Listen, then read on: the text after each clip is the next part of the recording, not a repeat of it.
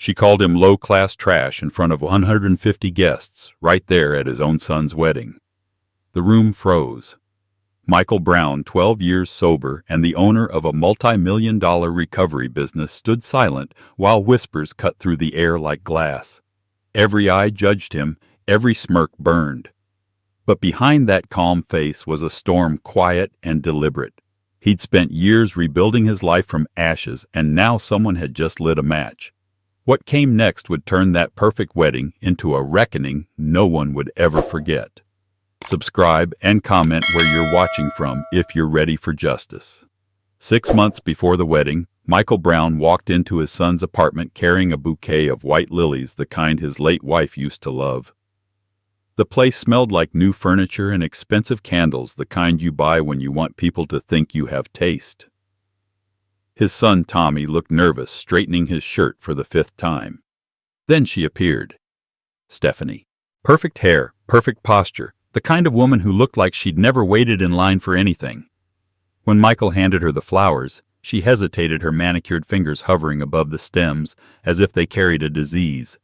She smiled, that tight practice smile of someone trained in social combat, and said, "Tommy didn't tell me you were coming."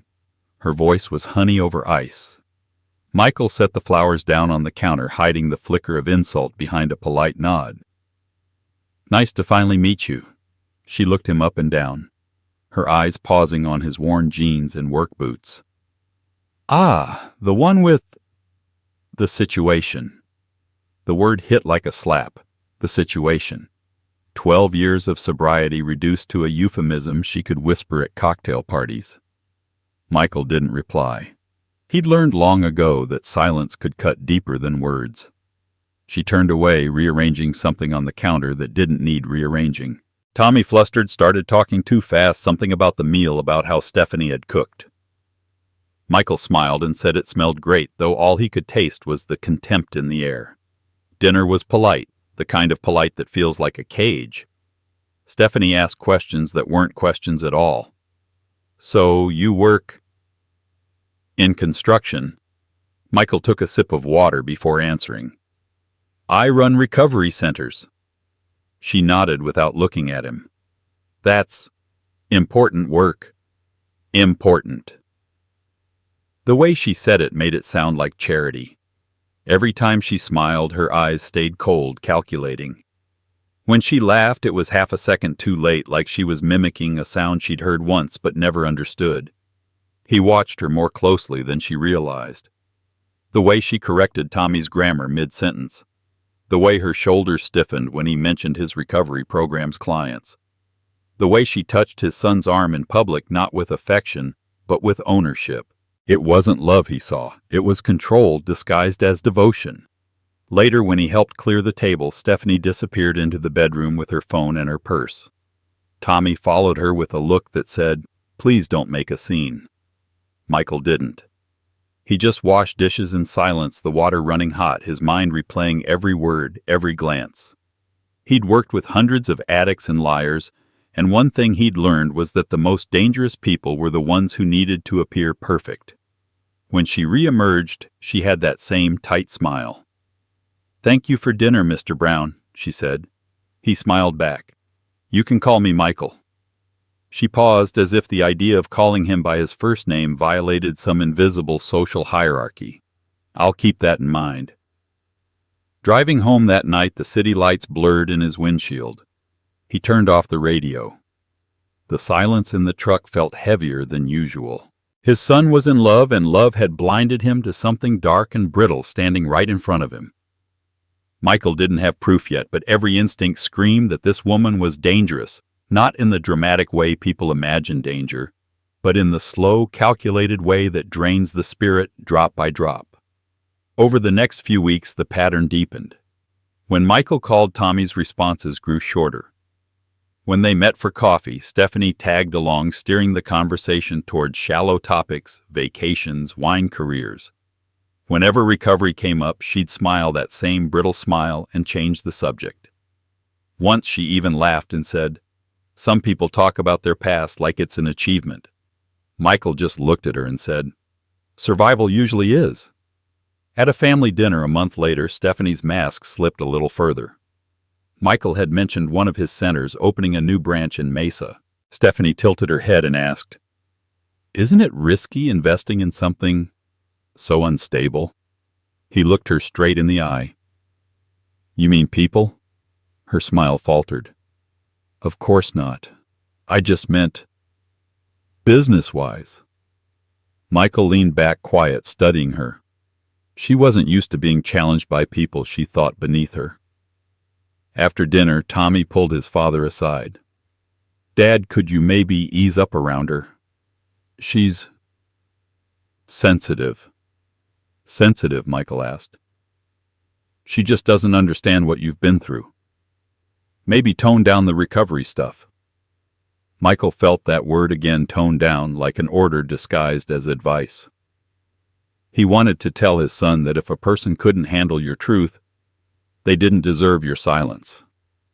But he just nodded. Sure. When he got home, he poured a cup of coffee and sat in the dark. His office wall was covered with photos of people who'd rebuilt their lives, mothers, veterans, kids barely 20. Real people who fought for second chances.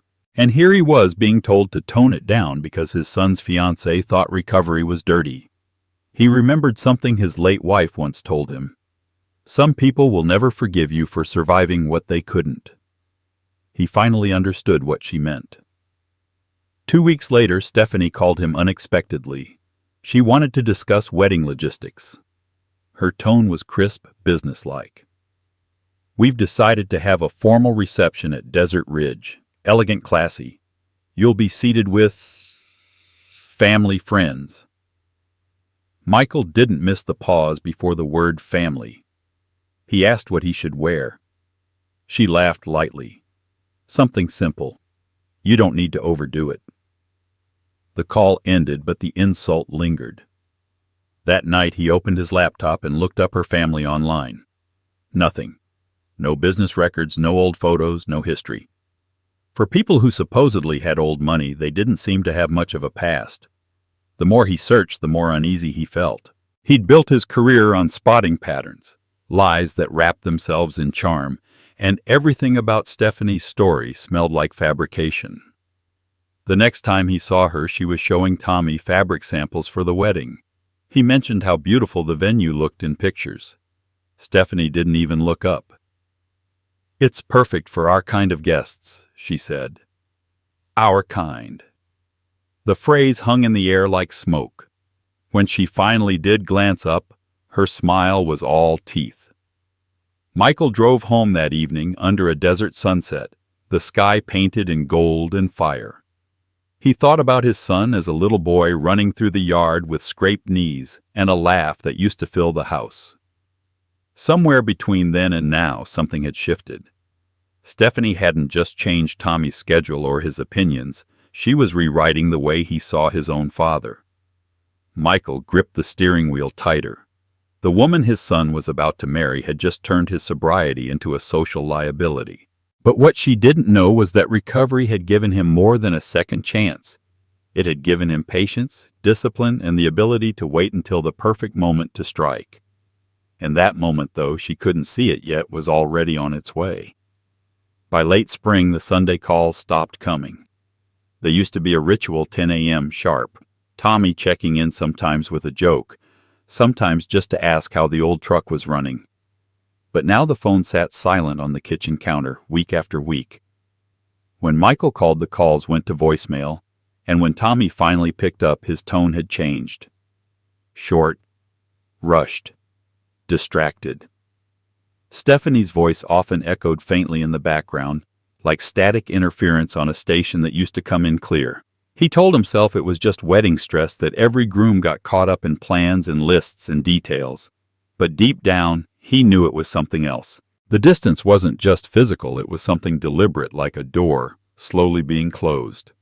The first time he heard Tommy call him Dad in a strained, careful tone, he recognized it instantly.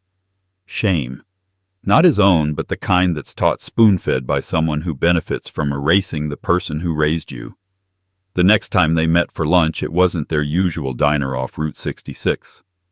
Stephanie had chosen a trendy bistro downtown where everything was served on boards instead of plates. Michael felt out of place among the polished concrete and designer glasses of rosé. Stephanie arrived 10 minutes late, dressed for an audience, not a meal. Tommy looked uncomfortable, glancing at his phone every few minutes. When the waiter poured water, Stephanie leaned toward Tommy and said quietly, but not quietly enough, "Maybe your dad would prefer coffee. It's what they usually serve at those meetings." The words hung between them, invisible but poisonous. Tommy flushed. Michael didn't respond. He had learned long ago that silence could reveal more than anger. Instead, he looked at his son and said softly, "How's work?" Tommy smiled too quickly, too forced. "Good. Promotion soon." Stephanie reached for his hand. "We're thinking of moving after the wedding, closer to my family. It'll be better for us," she added, the U.S. landing like a verdict. Michael nodded, even smiled. But inside, something hollowed out. Every word, every gesture was one more thread cut from the connection they used to have. On the drive home, he thought about the summer they built a treehouse together, hammering boards until sunset, Tommy proud of every crooked nail. Back then, the boy couldn't go a day without showing him something he'd made. Now he was building a new life, and Michael wasn't even part of the blueprint. The calls came even less after that. When they did speak, it was always businesslike. "The rehearsal dinner's at 7, Dad. The photographer's name is Jenna. Please don't mention your work." That last part stung more than he expected. Don't mention your work. As if the thing that had saved his life was an embarrassment to be hidden behind closed doors. He laughed softly when Tommy said it, but the laugh didn't reach his eyes. One afternoon, Michael stopped by the recovery center he'd built from scratch 12 years earlier. The walls were lined with photographs, people who had clawed their way back from the edge. Fathers, mothers, sons, all of them fighters. He stared at one photo in particular, a young man smiling at his 2-year sobriety pin. The man's name was Caleb, and Michael had once driven 200 miles in the rain to talk him out of relapsing. Caleb now ran one of the branches in Nevada. That's what rebuilding looks like, Michael thought. Real pride. Real work. He sat in his office afterward, the silence heavy. He thought about calling Tommy again, but he already knew the voicemail message by heart. He started to write an email instead, something simple. "Proud of you. Hope you're doing okay?" But before he hit send, he stopped. The words felt like they belonged to someone trying to prove their worth, not a father reminding his son where he came from. He closed the laptop and leaned back in the chair, staring at the ceiling until the fan's hum drowned out everything else. A week later, the wedding invitation arrived. Thick, cream-colored cardstock, gold trim, embossed names. Mr. and Mrs. Thomas Brown. The handwriting was elegant, professional, cold. Michael ran his thumb over his own name and noticed the detail at the bottom, black tie only. He laughed quietly. They were staging perfection, and there was no room for imperfection in Stephanie's script. The next morning, he stopped by Tommy's house to drop off a set of old photos he thought his son might want for the wedding slideshow. The front door was open, but the atmosphere inside was foreign. The living room that used to smell like takeout and coffee now smelled like polished oak and money. Stephanie was on the couch, scrolling through her phone. When she looked up, her smile was so tight it might have cracked her teeth. "Oh, you didn't need to come by unannounced, Mr. Brown." She said Mr. Brown like she was addressing a client she intended to overcharge. Michael handed her the envelope. "Just some photos Tommy might want to use." She didn't even look at it. "We'll see if they fit the aesthetic," she said. He nodded, turned to leave, and caught a glimpse of the trash can in the kitchen. A family photo, him and Tommy fishing when Tommy was 12, was lying on top of crumpled papers, its frame broken. He didn't say a word, just walked out into the heat, the air heavy and dry, the sound of his boots echoing on the concrete. That night he sat on the porch with a glass of water and the silence of his empty yard. The stars were out, same as always, but they looked further away. He thought of his late wife again, how she used to say, "Don't chase people who forget where home is. If they're meant to return, they will." He wondered if she would have known what to do with Stephanie, if she'd seen the danger earlier, if she'd known how to keep their son from slipping away. The distance between them had grown so quietly that by the time he noticed it felt irreversible. Yet beneath the sadness something else stirred, something patient and sharp. The kind of resolve that doesn't shout or break things but waits for the right moment. He'd built his life once from ruins. He knew how to rebuild again, but this time he wouldn't rebuild for approval. He'd rebuild to remind his son and everyone watching what dignity looked like when the world tried to erase it. And soon that lesson would arrive in a way none of them saw coming. It happened on a Thursday afternoon 2 weeks before the wedding. The Arizona sun burned high and sharp, and the house was alive with wedding chaos. Boxes, fabrics, and floral samples scattered like evidence of excess. Michael had stopped by to drop off a check. Tommy had asked him to cover the photographer's final deposit. He didn't mind. Helping his son had always come naturally. But as he stepped inside, the laughter from the living room froze him in place. Stephanie's voice, soft but edged with poison, floated through the half-closed door. "Don't worry," she said. "His father's got a drug problem. We'll keep him out of sight, table 12 by the service entrance." Her tone was casual, like she was discussing seating charts and not erasing a man's dignity. Her mother chuckled, that expensive kind of laugh that belonged to someone who'd never scrubbed a floor or waited for a paycheck to clear. "Good," she said. "Nothing ruins wedding photos like a sad story." Michael stood perfectly still, the envelope in his hand trembling just slightly. For a moment everything went silent inside him. Not anger, not even pain, just that clean-cutting stillness that comes right before something breaks for good. The way he used to feel seconds before confronting a relapse patient, a moment of cold, absolute clarity. He stepped back quietly, his shoes soundless on the polished floor, and left without knocking.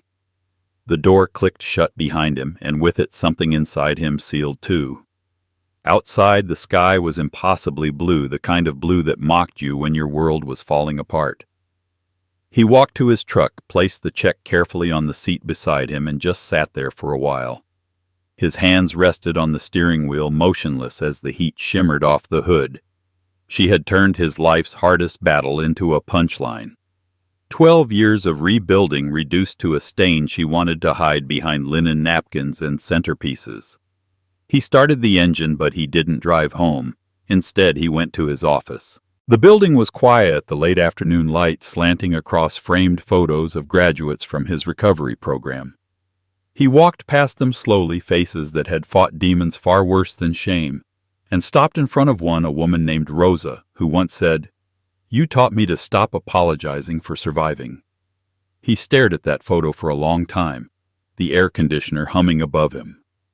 By the time the sun began to set, something inside him shifted. He wasn't just hurt, he was done. Done explaining. Done shrinking. Done pretending that the polite thing to do was to let people step on his story.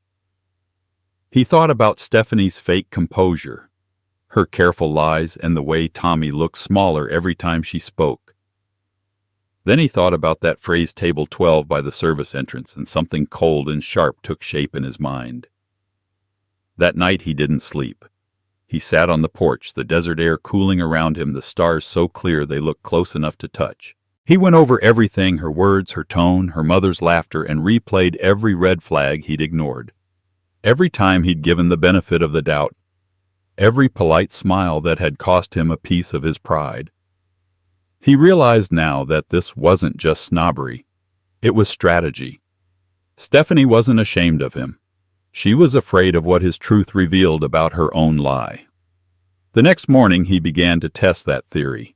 He called a friend in Phoenix who worked in private investigations, a man named Clark Bennett, someone who'd helped him track runaway clients years ago. Clark owed him a favor. "I need a background check," Michael said. "Thorough. On who? A woman named Stephanie Hayes. Find me everything." He could hear the curiosity in Clark's pause. "You think she's trouble?" Michael's voice was flat. "I know she is." Within 48 hours the first cracks appeared.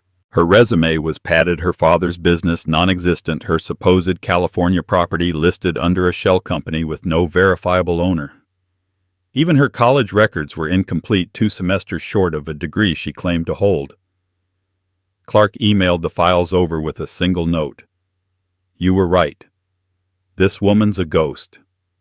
Michael printed everything, spread it across his dining table, and studied it the way he'd once studied relapse patterns. The lies were neat, consistent, almost professional.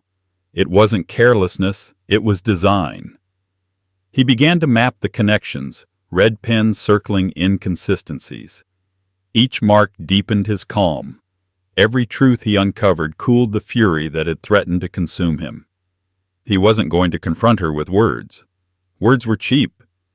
He would do it the way life had taught him to, quietly, precisely, inescapably. That weekend he attended the family tasting event at the venue. It was supposed to be casual, a chance for both families to mingle. Stephanie looked surprised when he arrived. "Oh, you made it," she said, her voice laced with feigned warmth. "Wouldn't miss it," Michael replied evenly. The dining room was all glass and chandeliers reflecting her need for everything to shine. He noticed her mother whispering to the coordinator, pointing toward the back tables. Table 12, he thought, and smiled to himself. When the waiter poured wine, Michael declined politely. Stephanie noticed and smirked. "Still avoiding temptation, I see." He met her gaze. "Always. But not the kind you're thinking of." She blinked confused, then looked away, already moving on to impress the next guest. He spent the rest of the evening watching, not her, but the reactions around her. The way she lied, effortlessly switching accents when speaking to her supposed relatives, repeating canned stories about her family's vineyard in Napa that shifted slightly each time she told them. Most guests didn't notice, but Michael did. Her details were too polished, too rehearsed. She was an actress performing a version of wealth. On the drive home, he turned up the radio just to drown out his thoughts, but even music couldn't blunt what he knew. His son had fallen in love with a mask. And masks had a way of slipping when the lights got too bright. The betrayal should have broken him, but instead it clarified everything. The next morning, he gathered the evidence into a clean folder and locked it in his desk. He wasn't sure yet when he'd use it, but he knew he would. Timing mattered. Let her think she'd won. Let her believe she'd hidden him behind the service door. Because when the truth came out, it would be loud enough for the whole room to hear. And somewhere deep down, he began to look forward to the sound of that door opening. The next morning, Michael woke before dawn, the sky still gray and soft outside his window. The desert air carried that early silence before the city woke, the kind of silence that used to comfort him. Now it only sharpened his thoughts. He had spent the night replaying Stephanie's words, her voice dripping with confidence, her laughter blending with her mother's as they buried him under lies. He wasn't angry anymore. Anger was loud, clumsy, wasteful. What he felt now was colder, focused. If she thought she could rewrite his story, she was about to learn what happened when a man like him stopped forgiving. He didn't go to work that morning. Instead, he drove straight to Phoenix to the office of his longtime business partner, Dr. Sarah Williams. She had been with him since the beginning, when his first recovery center was nothing but an old house with peeling paint and secondhand furniture. Sarah knew him better than anyone. She took one look at his face and said, "You found something." He closed the door behind him, sat down across her desk, and told her everything. Stephanie's contempt, her mother's cruelty. The whisper behind the door. She listened without interrupting her eyes. Sharp, her hands folded neatly on the table. When he finished, she leaned forward. "So what are you going to do?" Michael hesitated for the first time. "I'm not sure yet, but if I confront her, she'll just lie. She's too good at it. I need to find the truth first." Sarah nodded slowly. "Then you need Frank." Frank Davis had been a private investigator for 20 years. He'd worked with their centers before helping locate clients who'd relapsed and vanished. The man was blunt, discreet, and most importantly, loyal. Within an hour, Sarah had him on speakerphone. Frank's voice came through low and gravelly. "Who's the target, Stephanie Hayes?" Michael said. Claims her family's from California. Says her father owns vineyards. Her mother's an art dealer. They've got money connections, everything. There was a pause on the line. You think it's fake? I don't think, Michael said. I know. Frank chuckled softly. All right, give me 48 hours. The next 2 days crawled. Michael tried to keep himself busy checking in on his staff, walking through the center, nodding to patients who smiled at him with quiet gratitude. But his mind was elsewhere. Every time his phone buzzed, he felt the pulse of adrenaline in his chest. He couldn't decide what he wanted more, to be wrong or to be right. Late Friday afternoon, Frank called. You sitting down? Michael turned off the office lights and sank into his chair. Go ahead. You were right. She's not who she says she is. None of them are. The parents, the brother, even the so-called uncle who toasted you at the rehearsal dinner, they're all hired. Paid actors. Same agency out of Los Angeles. Their real names aren't even close. Each one gets about $1,500 a day plus travel expenses. Michael said nothing. Frank continued, his tone almost admiring. It's a hell of a setup. She built an entire fantasy. Credit lines under fake names, photos from other people's social media. Even the family house she claimed was her childhood home. It's an Airbnb. The silence stretched long enough that Frank asked, You still there? I'm here, Michael said quietly. Send me everything. That night the file arrived, dozens of pages. Photos, receipts, phone records, agency contracts. Michael spread them across his dining table, the papers rustling under the ceiling fan. There they were, their faces, their signatures, their lies. The elegant mother was a part-time actress who'd done commercials for cleaning products.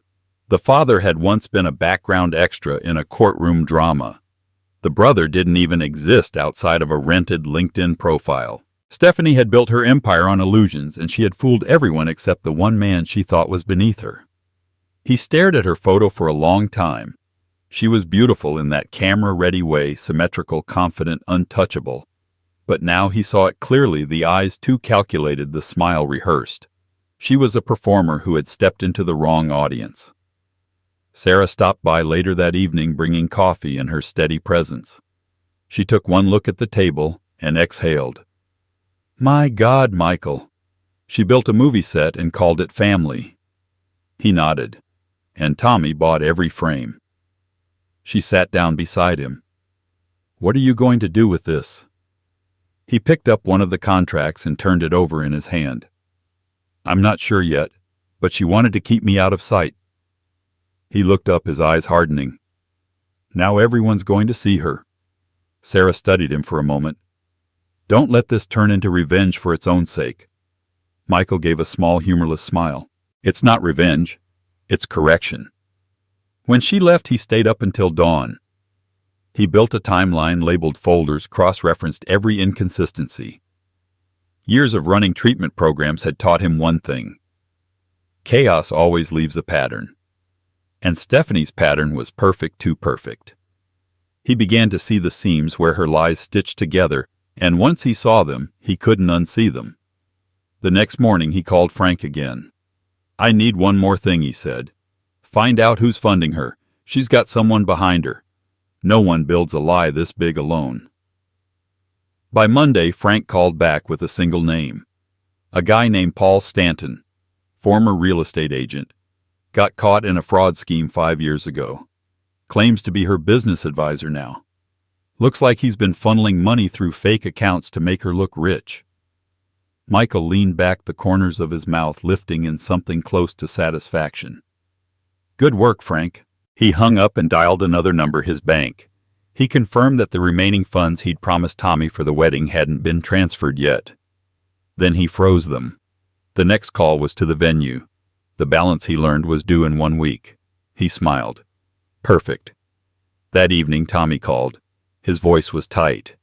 Dad, Stephanie says you've been asking around about her family. Why would you do that? Michael's tone was calm. Just making sure everything's as perfect as she says it is. Don't start. Tommy snapped. You've been suspicious since day one. Maybe I've just lived long enough to know that perfect people are usually pretending." There was a long silence before Tommy said, "Please, Dad, don't ruin this for me." Michael stared out the window, the sunset washing the sky in crimson. "I'm not the one ruining it," he said softly. When he hung up, the silence in the house felt different. No longer heavy, but charged electric like air before a storm. The humiliation that had once burned in him was gone. What replaced it was clarity, precision. Stephanie had made one fatal mistake. She underestimated a man who'd already lost everything once and survived. He gathered the evidence, slid it into a sleek black folder, and placed it inside a leather briefcase. As he locked it shut, he felt the faint echo of his pulse in his wrist, steady strong. By the time the wedding arrived, he would be ready. And when the truth came out, it wouldn't just destroy her illusion, it would dismantle every lie she ever built, one perfect piece at a time. The night of the rehearsal dinner arrived like the calm before a desert storm. The venue was a luxury hotel on the edge of Scottsdale with marble floors that gleamed under chandeliers and servers gliding through the air like dancers. Michael stood near the bar, watching the crowd assemble Stephanie's so-called family in expensive clothes that didn't quite fit their stories. He'd spent the past week memorizing every page of Frank's report until their fake identities were etched into his mind. Now he wasn't just attending a dinner. He was stepping onto a stage where every actor was about to forget their lines. Stephanie spotted him and waved her diamond engagement ring, catching the light like a signal flare. "Michael, you made it," she said with a smile so polished it almost squeaked. He returned it with equal precision. "Wouldn't miss it," he said, his voice smooth, steady. "It's not every day a man gets to meet such a remarkable family." Her father, or rather the man playing him, extended a hand. "Richard Hayes," he said. The handshake was weak, the grip hesitant. Michael noted the slight tremor, the kind that comes when someone knows they're being watched. "I've heard so much about your vineyards," Michael said, his tone casual, but his eyes sharp. "What varietals do you grow?" The man blinked.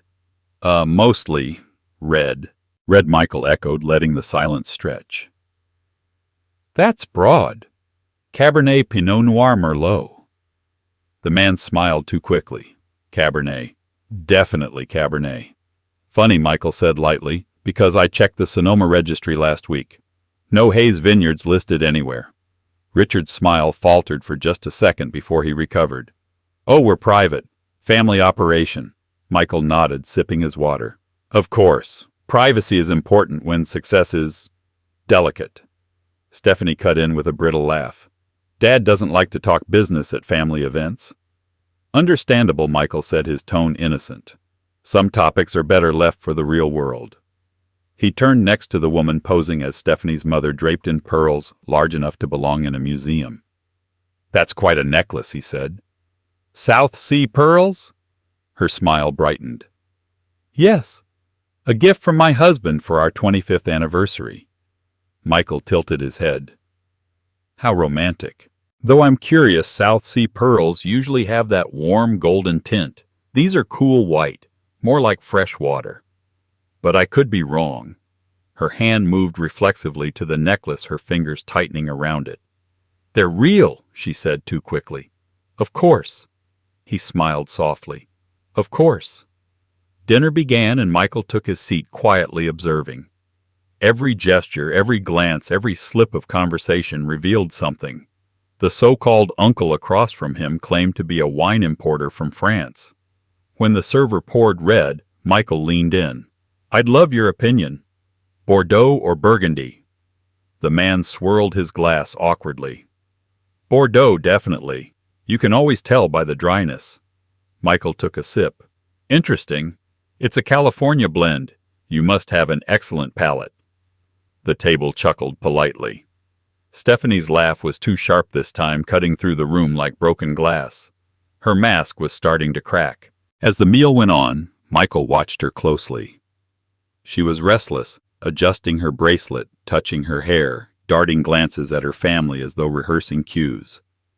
Every time someone stumbled, her jaw tightened a little more. The performance was unraveling. Tommy sat between them, oblivious to the tension. He looked happy, too. Happy like a man desperate for peace in a room full of hidden war. Michael's chest ached watching him. His son had no idea he was marrying into fiction. When dessert arrived, a tower of creme brulee and strawberries, Michael raised his glass. To new beginnings, he said, smiling at Stephanie. And to honesty, wherever it's found. Stephanie's smile froze mid-air. That's an interesting toast. I thought so too, he replied, taking a slow sip. Across the table, the father dabbed at his forehead with a napkin. The mother avoided eye contact. The uncle fumbled with his fork. The illusion was bleeding at the edges, and Michael felt a slow, steady satisfaction build in his chest. Later, as people mingled and the waitstaff began clearing plates, Michael stood by the balcony doors looking out at the city lights below. Sarah approached quietly, her dress simple but elegant. "You're enjoying yourself," she murmured. He didn't look away from the view. "I'm watching truth struggle to breathe." "Don't push too hard," she warned. "You want them to hang themselves, not run." He smiled faintly. "They're already tangled in the rope. I'm just waiting for gravity." Inside, Stephanie was laughing too loudly again, her words spilling over themselves. The facade was cracking faster now. Every correction, every defensive glance betrayed the panic she was trying to hide. She caught Michael's gaze once across the room and saw something in his eyes she couldn't name: calm, but not kind. When the dinner ended, guests began drifting out into the cool night. Tommy hugged his father. "You were quiet tonight," he said. "Just listening," Michael replied. To what Michael looked over his shoulder toward the glowing dining room where the actors were packing their props, watches, smiles, and lies. To the sound of a story starting to fall apart. Tommy frowned, confused, but Michael clapped his shoulder gently. "Get some rest, son. Big day tomorrow." He left before Stephanie could reach him, walking through the lobby as the chandeliers dimmed for the night. Outside, the desert wind swept across the parking lot, carrying with it the faint smell of rain. He unlocked his truck, placed his hand on the steering wheel, and exhaled slowly. The evidence was there now, not just on paper, but in the tremor of their voices, the hesitation in their lies. He'd seen it in addicts before, that split-second flicker when control begins to slip. The performance couldn't hold much longer. As he pulled out of the lot, his headlights caught the reflection of the hotel's glass doors one last time. Inside, he saw Stephanie's reflection, smiling, rehearsing, pretending. He smiled to himself, a quiet, knowing smile. The show was almost over. But the real act, the one she'd never see coming, was about to begin. The wedding began under a sky so clear it almost felt staged. The sun poured gold over the glass chapel, glinting off champagne flutes and sequined gowns. Everything shimmered: the flowers, the music, the guests. But beneath it all, Michael felt the hum of something electric, coiled and waiting. He stood near the back of the room, his tux crisp, his expression unreadable. From where he stood, he could see it all: the flawless decorations, the photographers moving like vultures around beauty, and Stephanie glowing in white like she owned the light itself. Tommy looked proud, nervous, a little pale. He glanced toward his father once, and Michael gave him a reassuring nod. He meant it. Whatever happened today, this was still his son. But his eyes shifted back to the bride, and his calm returned like a slow tide. He wasn't here for chaos. He was here for balance. The ceremony unfolded like a performance. The vows, the smiles, the carefully rehearsed tears. When the pastor pronounced them husband and wife, the guests erupted in applause. Cameras flashed, champagne popped, and somewhere in the crowd someone whispered about how perfect everything looked. Perfect. That word again. Michael had learned that perfect usually meant edited. By the time they reached the reception hall, the air was thick with perfume and pride. The music played soft jazz, and servers glided through with trays of crystal glasses. Michael sat quietly at his assigned seat, table 12, just as Stephanie had promised. By the service entrance. It almost made him laugh. She'd wanted to hide him there, and now it would be the perfect vantage point. Dinner passed in a blur of conversation. Toasts began first, the best man, then the maid of honor, both sweet and predictable. Then came Stephanie's turn. She stood gracefully tapping her glass with a silver fork until the room hushed. Her smile was dazzling. "Thank you all," she began, her voice smooth and sweet, practiced like a speech she'd rehearsed 100 times. "I've been so lucky to marry into such a wonderful family. Even if—" Her eyes flicked toward Michael. "Some of us had to take a few detours on the way here." Laughter rippled through the room, hesitant but present. Michael's hands stayed still on the table. Stephanie continued, her tone bright. "You see, my family's always believed in resilience. We've never had to rebuild from rock bottom." She smiled again, the kind of smile that asks the audience to laugh along. "But we're so proud of those who've learned from their mistakes." The laughter died this time. You could feel the air tighten, pulled taut like a violin string. Even the waiters froze. Michael met her gaze across the room. Her eyes dared him to react, to flinch, to break the character she had written for him. He didn't. He rose slowly, deliberate and calm, adjusting his cufflinks as he stood. The movement was small, but the room shifted with it. Stephanie's smile wavered just slightly. Tommy looked confused. Dad Michael picked up his glass. "I'd like to make a toast," he said. His voice was low, even, but it carried. Every conversation in the room fell silent. "I was going to say something simple tonight," he began, "something about love and second chances. But I think it's more fitting to talk about truth." He looked around the room, meeting faces one by one. "Because truth, like love, doesn't need to be dressed up to matter." Stephanie's jaw tightened. "Maybe this isn't—" He raised a hand gently. "You've had your turn, Stephanie." The way he said her name made her flinch. He gestured toward the doors. "Before we continue, I'd like to welcome a few more guests." The doors opened and Dr. Sarah Williams stepped in, carrying a leather case. She walked through the silent crowd with the poise of someone who knew exactly what she was about to do. When she reached Michael, she handed him the folder. He opened it slowly, like a man reading scripture. "You all know the Hayes family," he said. "The proud vineyard owners, the art collectors, the self-made successes. They've been so generous sharing their story tonight." He looked up, his eyes glinting. "But there's something they forgot to mention." He turned the folder toward the crowd. Inside were printed contracts, headshots, and wire transfers. "They're actors," he said. "All of them. Hired from an agency in Los Angeles. $1,500 a day plus travel." The reaction was instant. Gasps, murmurs, the clatter of a dropped glass. Stephanie's face drained of color. Her fake father tried to stand, stammering something about misunderstanding, but Sarah stepped forward and laid down the final proof, a photo of the entire family on a film set 2 years ago, wearing the same faces, different names. "Stop!" Stephanie hissed, her voice sharp and trembling. "This isn't true." But no one was listening. Guests were whispering now, leaning in, pointing, piecing it together. Even Tommy was frozen, disbelief etched into every line of his face. He turned to his wife. "Steph, what is this?" She tried to grab his hand, but he pulled away. "It's nothing, just a mistake." Michael's voice cut through the noise, calm and final. "It's not a mistake, son. It's a performance. Every word, every smile, every promise she made, it was all rehearsed." Stephanie's eyes burned with panic. "You're lying." Michael held her gaze. "I don't need to." The silence that followed was heavier than the air itself. The fake family began slipping away quietly, heads down, one by one, leaving her standing alone in the light. The guests moved back instinctively, as though the truth might be contagious. Tommy looked shattered, his hands shaking. He turned to Michael, eyes wide, lost. "You knew," Michael nodded slowly. "I had to before you said, 'I do.'" Stephanie's voice broke, then desperate. "You think you're better than me?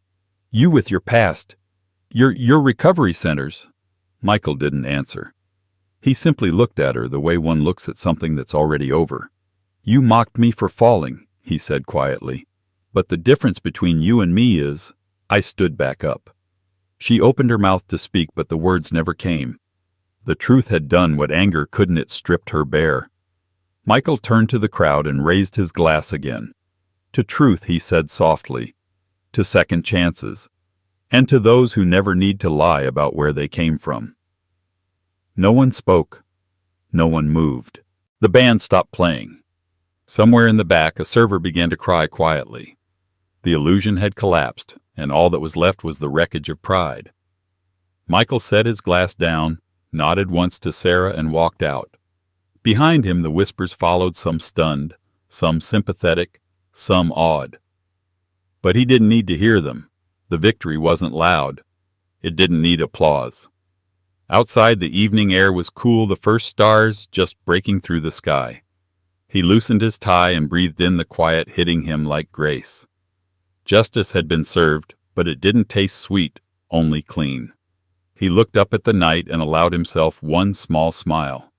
The truth had finally caught up, and somewhere behind those closed doors the sound of her perfect world falling apart had never sounded more peaceful. The room was a battlefield of silence.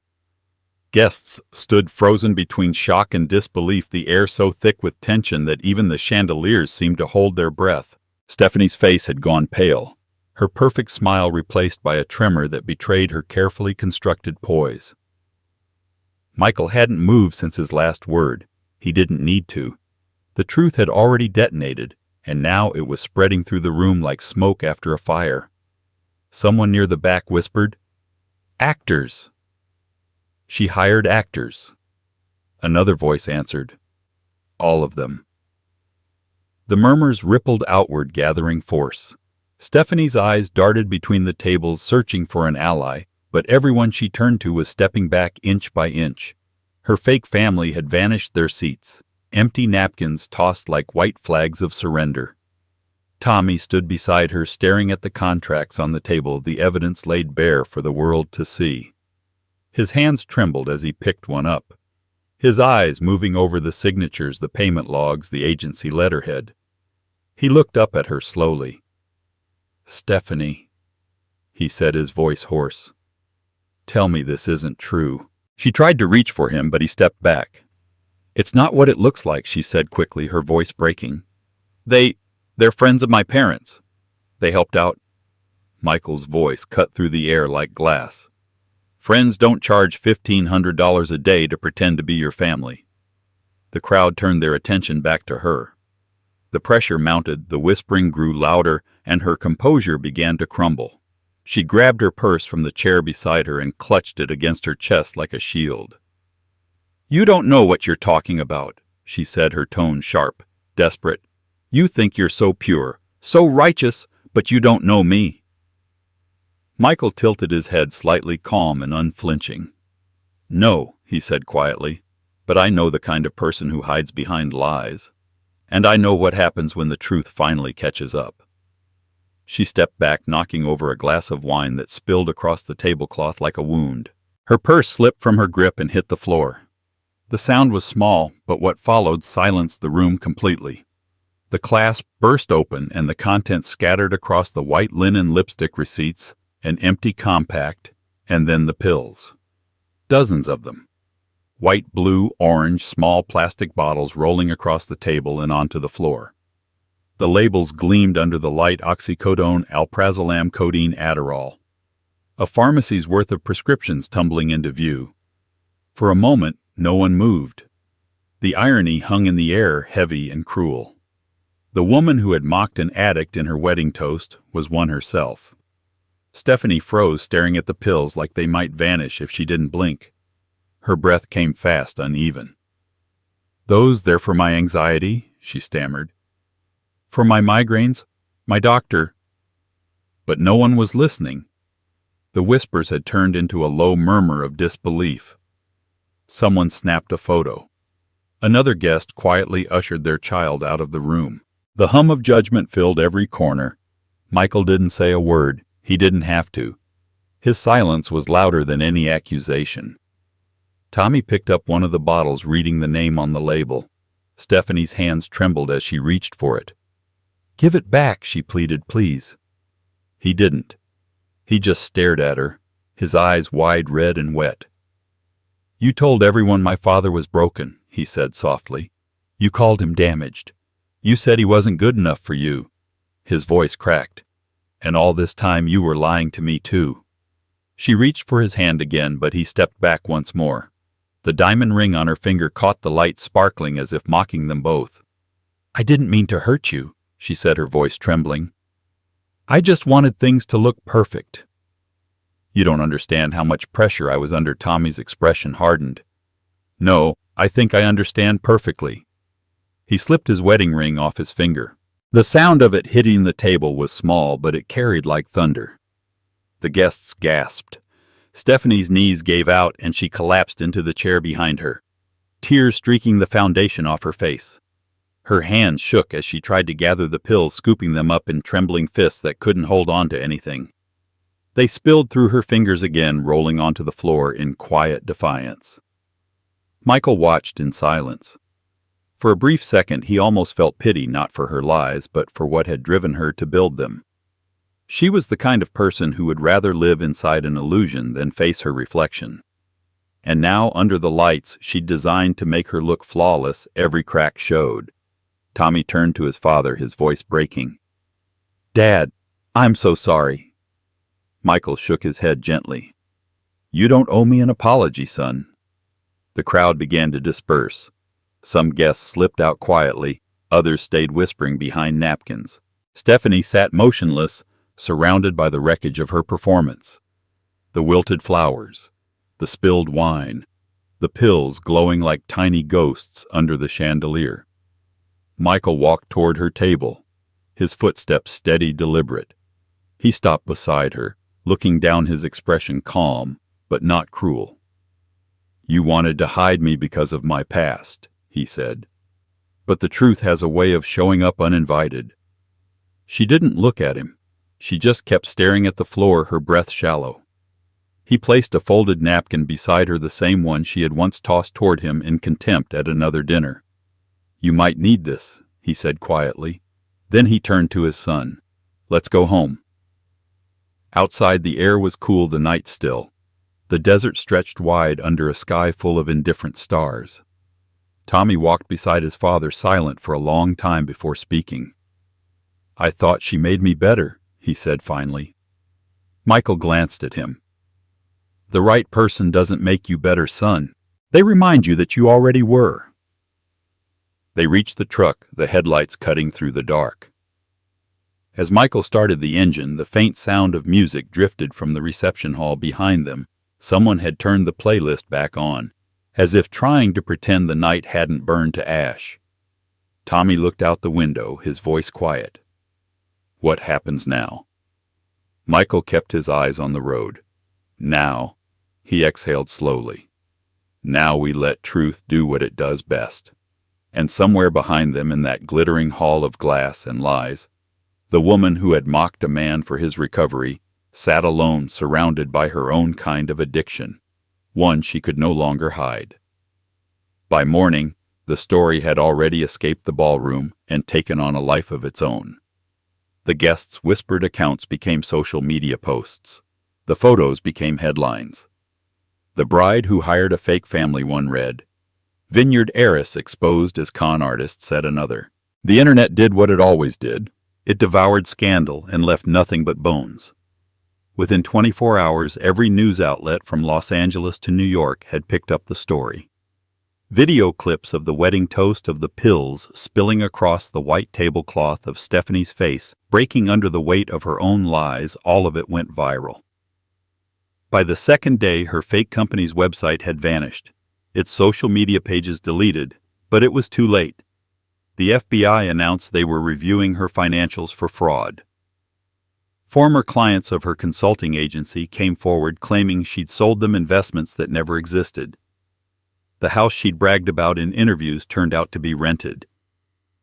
The car she flaunted online was leased under someone else's name. The illusion had collapsed in real time, and America was watching. Reporters camped outside the rehab facility 2 weeks later, where Stephanie was admitted for stress and substance dependency. The photos showed her pale and frail, hidden under a hoodie, escorted by lawyers instead of friends. The same magazines that once praised her as an image of modern grace now dissected her downfall in ruthless detail. Commentators called it karma. Michael called it peace. He hadn't spoken publicly about it. He didn't need to. His silence had become its own kind of statement, steady, dignified, immune to gossip. When a local reporter ambushed him outside his recovery center and asked how it felt to be vindicated, he simply said, "Truth doesn't need applause." Then he walked back inside where the real work waited. The calls started soon after. Former clients, some he hadn't heard from in years, reached out just to say thank you. One woman, 10 years sober, said his story gave her courage to speak openly about her past for the first time.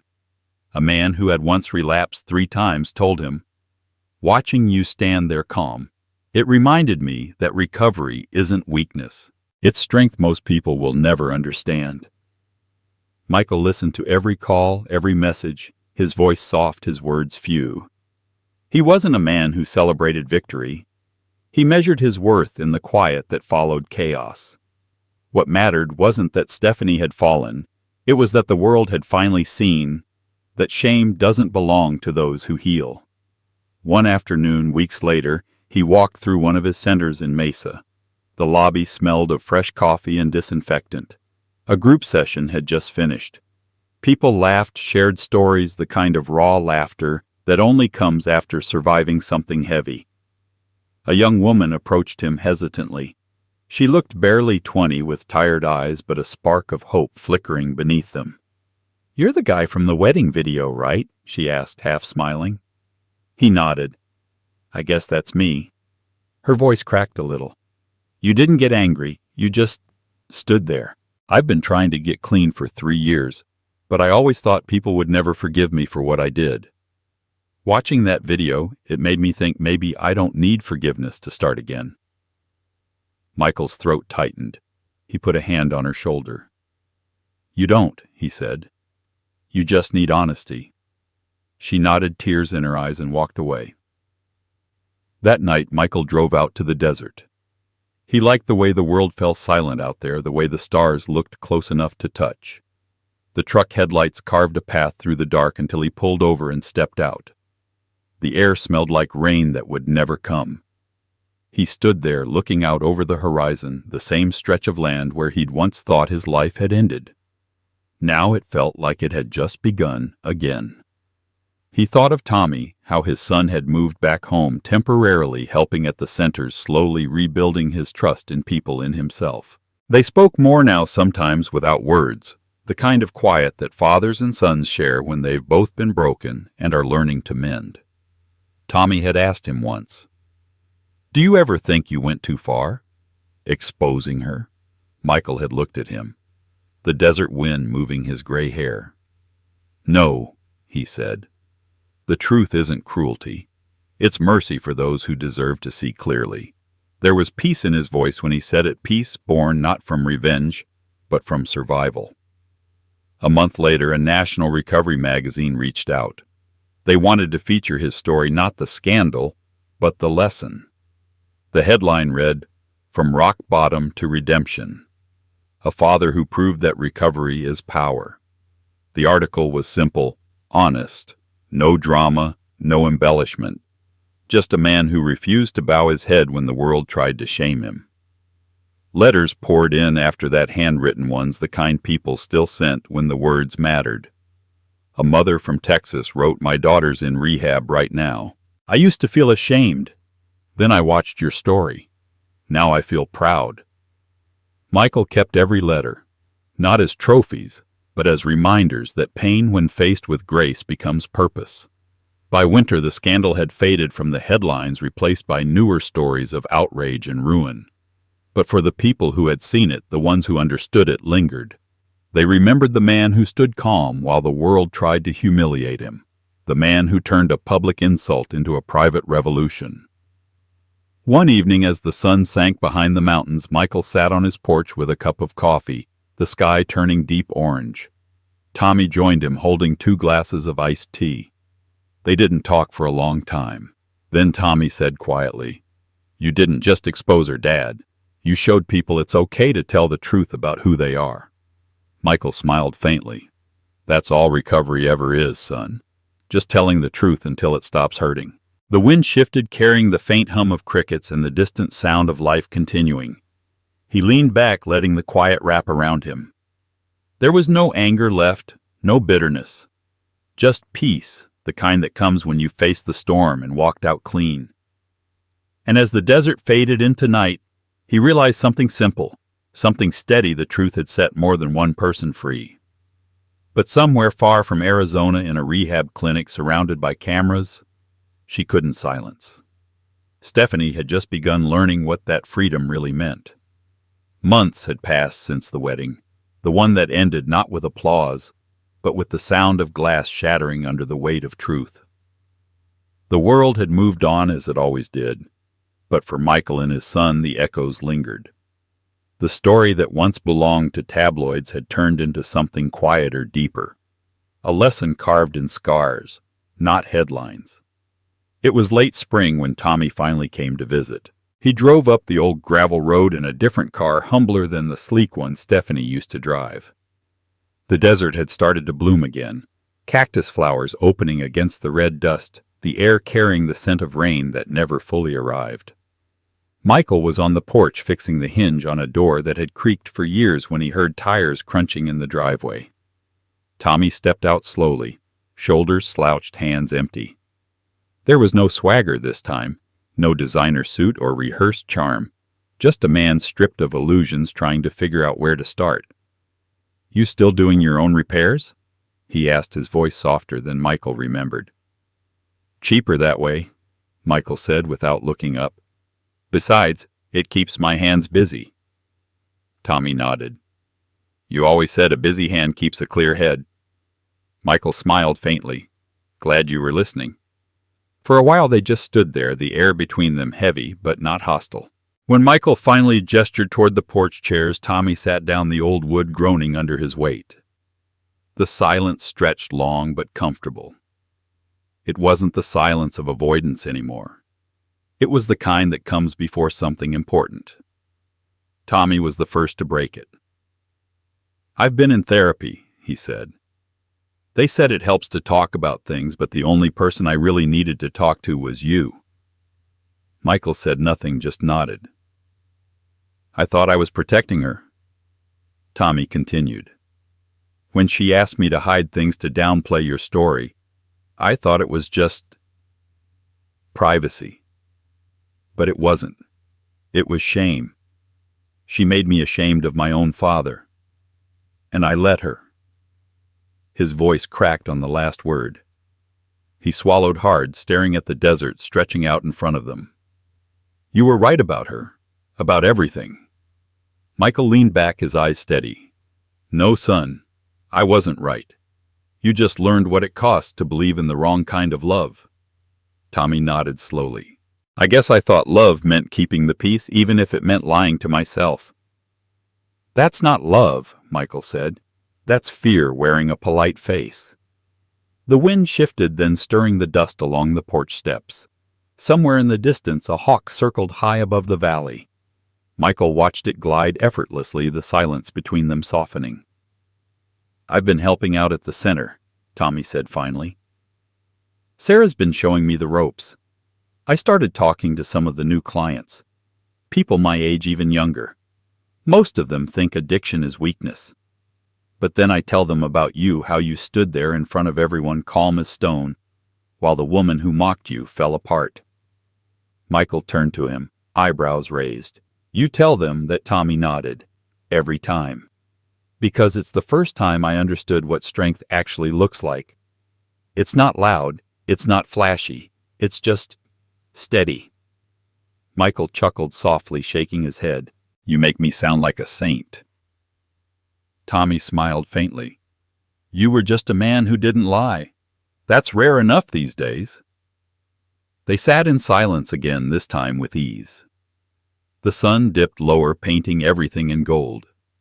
Tommy looked older than his years, but there was a light in his eyes that hadn't been there before, the kind that comes when a man finally forgives himself. "I kept thinking about what she said at the wedding," Tommy murmured. "About her family never falling to rock bottom. I thought about that for weeks. And I realized she was right in a way. They never fell because they never built anything that could break. You did. You fell and you built it back with your own hands, and you never hit it. Michael's throat tightened, but he stayed silent. Tommy leaned forward, elbows on his knees. You know what the hardest part was? Seeing the world call her out and realizing that I'd been doing to you what she'd done to herself. Pretending. Editing. I spent so long chasing perfection that I forgot how to be decent. Michael reached for the coffee mug beside him and took a slow sip. Perfection's a pretty prison, son. Looks beautiful from the outside, but you can't breathe in there. Tommy laughed quietly, the sound raw but real. Yeah, I suffocated for a while. The sun slipped behind the mountains, then leaving the sky streaked in red and violet. The air cooled, carrying the sound of crickets from the field. Michael looked over at his son, the same boy he'd once carried on his shoulders through county fairs and summer storms, now a man finding his footing again. Dad. Tommy said softly, "Can I ask you something?" "Sure. Why didn't you fight her harder? Why not yell or throw her out right there at the engagement dinner or before the wedding? You had proof long before that." Michael smiled faintly. Because yelling wouldn't have taught anyone anything. People don't listen when they're being shouted at. They listen when silence shows them what truth looks like. He looked at his son. Besides, revenge is loud. Justice is quiet. Tommy nodded slowly, letting the words sink in. "I used to think you were stubborn," he said, smiling a little. "Now I think you were just certain." Michael's eyes softened. Certainty's a gift you earn after you've lost everything once. When you stop needing people to believe you, that's when you finally start believing yourself. The first stars began to appear, scattered like salt across the sky. Tommy stood, slipping his hands into his pockets. "I'm moving back to Mesa," he said. "Sarah thinks I could take over the outreach program next month. I want to do it. I think I need to." Michael looked at him, pride flickering in his chest like a quiet flame. "Then do it right. And remember, helping others doesn't mean saving them. Just show them the way you walked out." Tommy smiled, his eyes glassy but bright. "I learned that from you." He started toward the car, then stopped halfway down the porch steps. "Dad," he said, his voice barely above a whisper, "thank you for not giving up on me even when I made you ashamed." Michael shook his head. "You never made me ashamed, Tommy. You just made me wait." Tommy stood there for a moment, nodding, then got in the car. The headlights cut across the yard, tracing the dust as he drove away. Michael stayed on the porch long after the sound of the engine faded. The night air was cool, the sky a quiet ocean of stars. He leaned back in his chair, feeling something he hadn't felt in years. Not triumph, not vindication, but peace. He thought about everything that had happened, everything that had fallen apart and somehow rebuilt itself stronger. For the first time in a long time, he didn't see his recovery as a scar. He saw it as proof. "Don't ever let anyone make you feel small for surviving what almost broke you," he murmured to the empty night, the words drifting into the dark like a prayer. And in that stillness, with the wind whispering through the desert grass, Michael realized that this quiet, unshakable honesty was the only victory that ever really mattered. Life has a way of testing our dignity when we least expect it. Michael's story reminds us that true strength isn't found in wealth, appearance, or reputation. It's in the courage to face truth without shame. With age comes the wisdom to know that silence can be more powerful than shouting, and that walking away with integrity is a greater victory than winning any argument. We all carry moments from the past that tried to break us, but surviving them doesn't make us weak, it makes us whole. What matters most isn't how others see us, but how honestly we can look at ourselves. If you've ever been underestimated, doubted, or judged for the battles you've already conquered, remember, you've earned your peace. Don't let anyone make you feel small for surviving what almost destroyed you. Subscribe for more stories that honor strength, wisdom, and the quiet justice of self-respect. And share your thoughts in the comments. What life lesson has taught you to stand tall?